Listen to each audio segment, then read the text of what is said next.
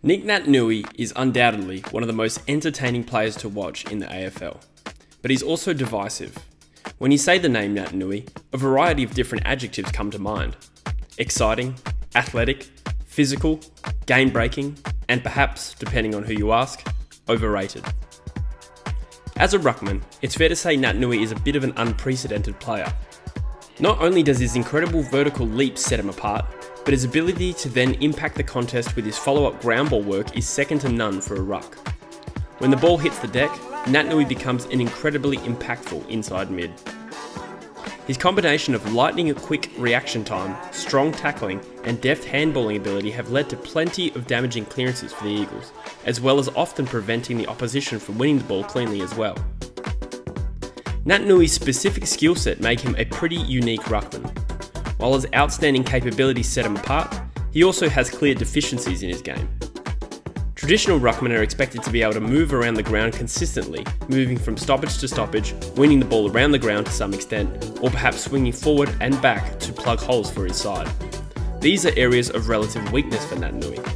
While he's an explosive, devastating athlete in congestion, his relative lack of endurance and running capacity have prevented him from winning the ball around the ground and accumulating possessions. This often results in low possession counts, drawing criticism with regard to his impact on the game, as well as on his perceived lack of football intelligence.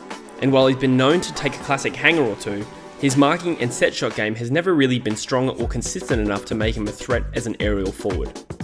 The notion that Naitanui lacks impact on a game is a misnomer, as are the assertions that he doesn't understand the game. The reality is, his strengths are just different. What he may lack as a link-up player around the ground, he more than makes up for as a contested ball-winning midfielder. The tag of being overrated is one that has followed Naitanui around throughout his career. Perhaps this was more true of Naitanui in the earlier years of his career, but I would offer a subtle correction and suggest that at times he has been overhyped and not overrated. Naturally, it is a temptation of commentators or the media generally to hype up a player that is undoubtedly both exciting and marketable to a much more casual footballing audience. He's different, he stands out, and even when he's not in the best form, he's offering a highlight or two. Naitanui had a breakout season in 2012, in just his fourth year, a year in which to date is still his best Brownlow polling year. He was selected as the All-Australian Ruckman that year, signalling a transition from being an exciting raw talent to being a high-quality AFL footballer. Since then, Naitanui's battled form and fitness for a number of seasons and struggled to fulfil his potential. He went several years without an AFL pre-season before doing both ACLs in the 2016 and 2018 seasons. As such, his endurance and ability to effect his incredible repeat efforts would have been severely diminished. While the media hype would have continued, to much opposition fan eye-rolling, you'd be hard-pressed to find commentators seriously arguing Naitanui was still one of the best rucks in the game during that period. In fact, many an Eagle fan was despairing that we may never see the full potential of Nic Naitanui in his AFL career. This was until the 2020 season. After missing the best part of 3 years, Naitanui entered the 2020 season relatively injury-free, and Eagles fans were cautiously optimistic about the potential impact the big man was going to have alongside a midfield of Tim Kelly, Elliot Yeo, Luke Shuey and Andrew Gaff. 2020 was the season Naitanui arrived as a truly elite player of the game. If casual opposition fans continued rolling their eyes at the endless Naitanui media adoration and mistook it for the usual media hype-up routine, they need to have a closer look at the season he produced in 2020. It may not be effectively communicated through stats, but Naitanui continued his unrivaled stoppage craft, but did it on an incredibly consistent basis. Nic is an incredible stoppage player, ranking second in the league in 2020 for centre clearances per game and fourth for total clearances per game. When you factor in how little time on ground Nic spends in comparison to other ruckmen or even midfielders, that stat becomes even more impressive.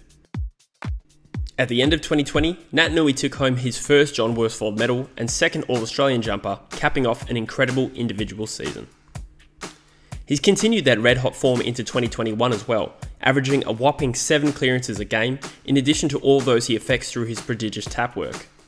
In the third quarter against the Bulldogs in round 2, Naitanui was instrumental in a surge that allowed the Eagles to seriously challenge a Bulldog side that was dominating the contested ball. He had 8 hitouts to advantage in that period, allowing the Eagles to completely control proceedings for that time. He was equally dominant against the Power in round 3, being largely responsible for a 19-10 centre clearance advantage against a team known for its contested ball ability. But stats don't tell the full story, and they never will with Nic. You simply need to watch Nic play to appreciate just what he offers this West Coast team. In a midfield that is relatively weak in the contested ball stakes, Nic offers an incredible point of difference, and his connection with the Eagles' mids at stoppages can be devastating for opposition teams. Geelong coach Chris Scott summed it up best when the two sides met in round 9 of last year, when he said the problem with kicking goals against West Coast is that the ball goes back to the middle for a centre bounce. So make no mistake, right now, Nic Naitanui is the best version of himself as a player that we have seen, and by some distance.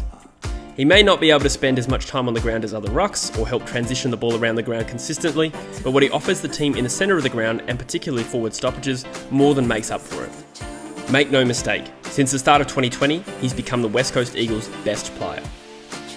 So there you have it, he's arrived, and it's time to put some respect on Nic Naitanui's name. Thanks for watching guys, and I hope you enjoyed the video. If you're new to the channel, please consider subscribing and join us for our weekly footy tipping show, podcasts, live streams and analysis videos. Hope to see you there. Cheers.